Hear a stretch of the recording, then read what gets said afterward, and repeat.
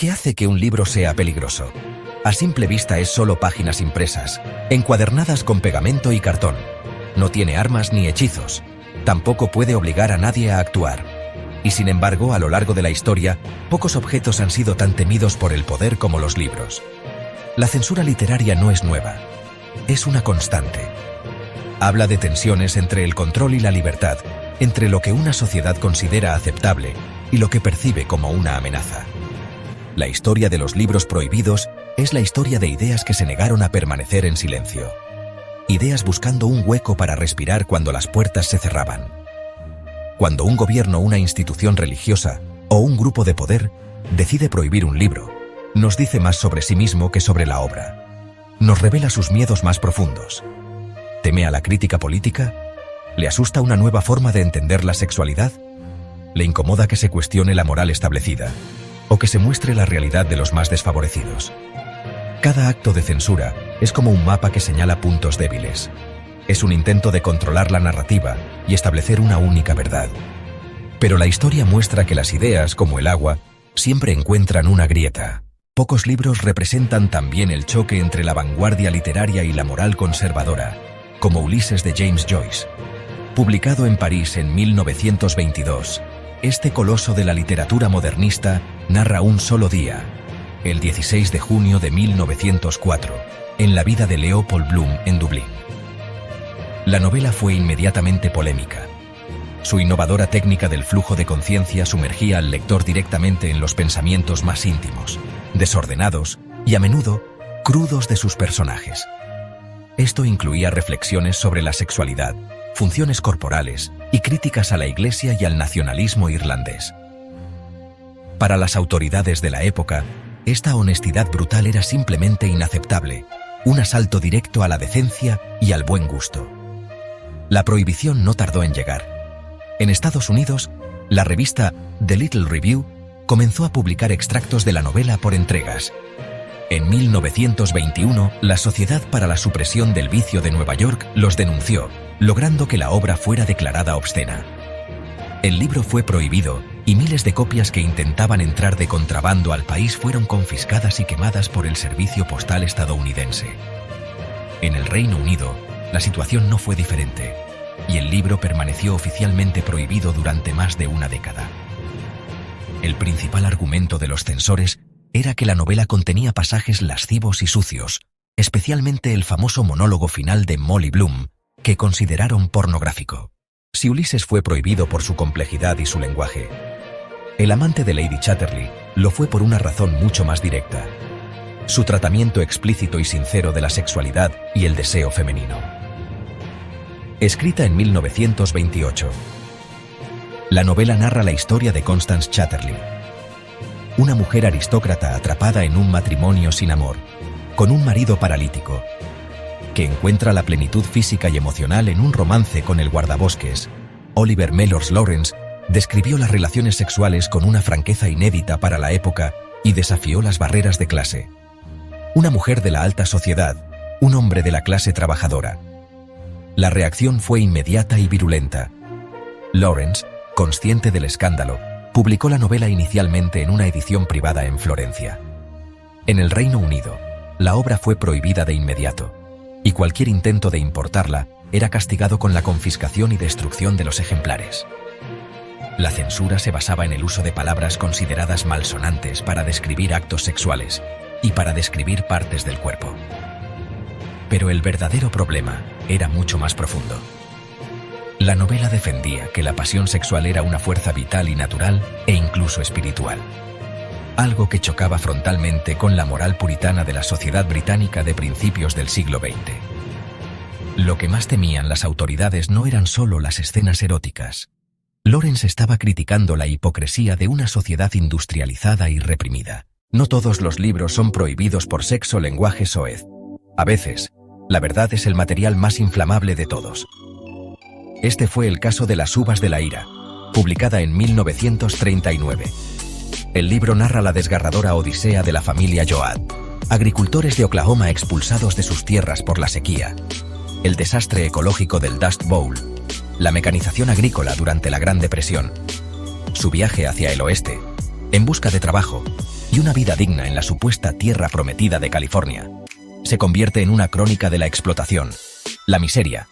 La reacción al libro fue polarizada y violenta.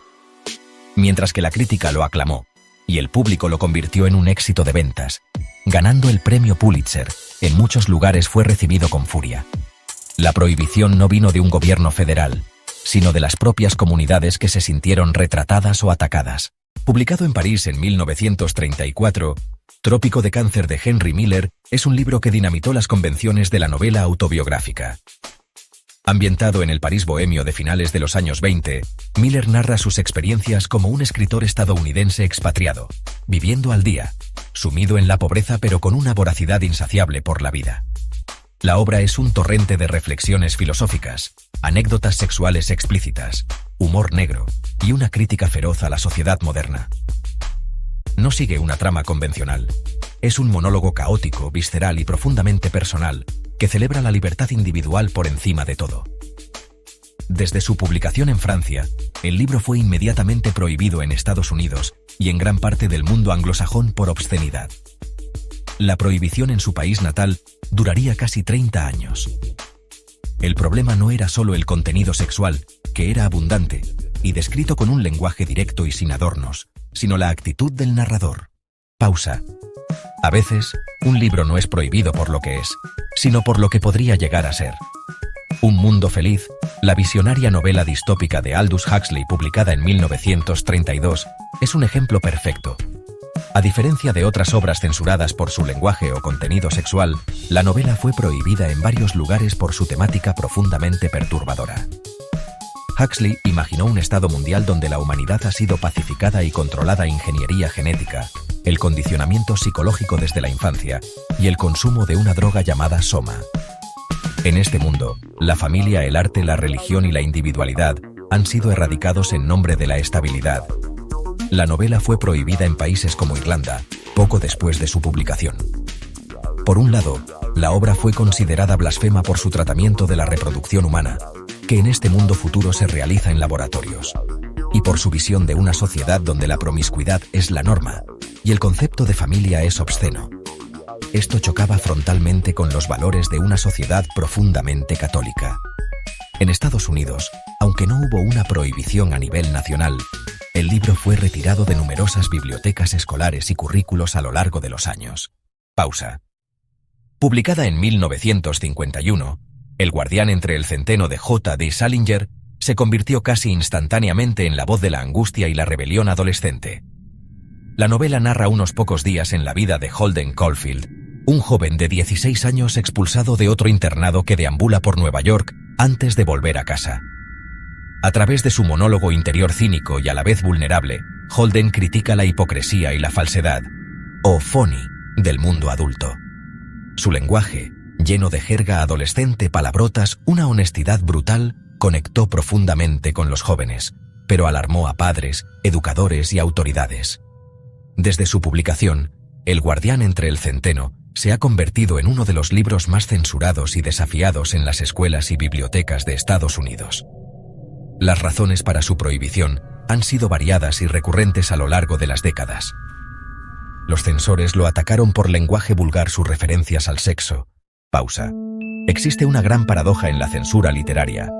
Es un fenómeno que los censores a lo largo de la historia han subestimado constantemente. Se conoce como el efecto Streisand. El intento de ocultar o eliminar una información a menudo la hace mucho más visible.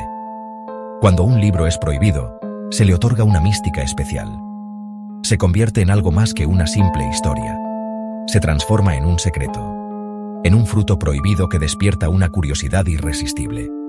La etiqueta de prohibido actúa como la mejor campaña de marketing.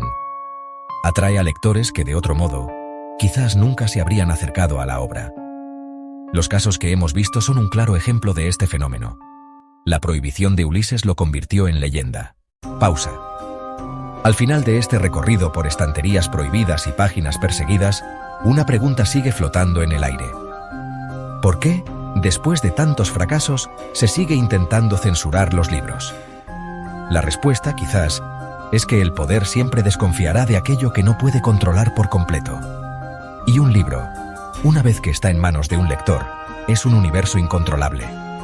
Despierta la empatía al ponernos en la piel de otros. Fomenta el pensamiento crítico al mostrarnos realidades diferentes.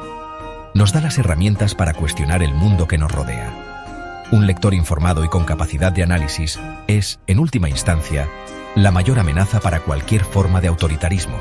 Los libros que hemos explorado: Ulises, Las uvas de la ira. Si te ha gustado, dale like, suscríbete y activa la campanita. Nos vemos en el próximo vídeo. Un saludo a todos.